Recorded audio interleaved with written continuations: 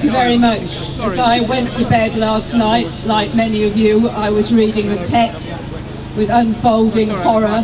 This morning I was woken up by a text saying that the Israeli forces had stormed the boat and that many people were killed.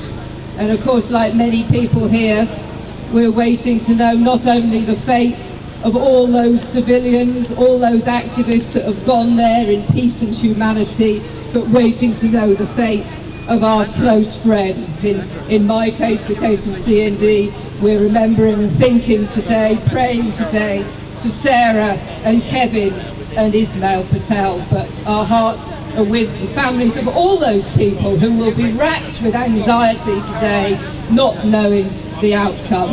Now, we've heard, of course, today that the government has issued a statement which is an improvement on many statements in the past, but I just want to know, when will the statements end and when will the action begin? When is our government actually going to take steps to bring the criminals to trial? There has to be an international war crimes trial for this and many other offences by the Israeli authorities. But this is just the latest in a disastrous, tragic catalogue of crimes by the Israeli government. Only last year, the beginning of last year, we saw the terrible attacks on Gaza. We saw their use of indiscriminate weaponry, and this is something that the CND has campaigned very strongly on, that they experiment with chemical weaponry and indiscriminate weaponry against those civilians in the Gaza Strip. Yes, there have been voices of protest, yes, the UN has spoken out, but still those people that have perpetrated those crimes are walking free.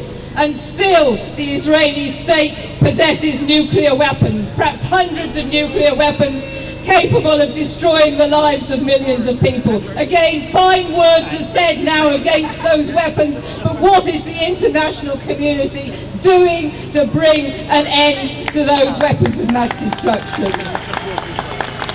Today we have to raise these just demands to end the siege of Gaza, to bring freedom to the people of Gaza and the people of the West Bank.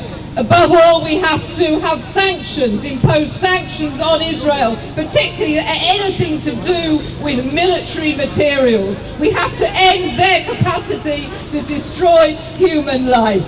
And of course, above all, bring those war criminals to trial. Thank you.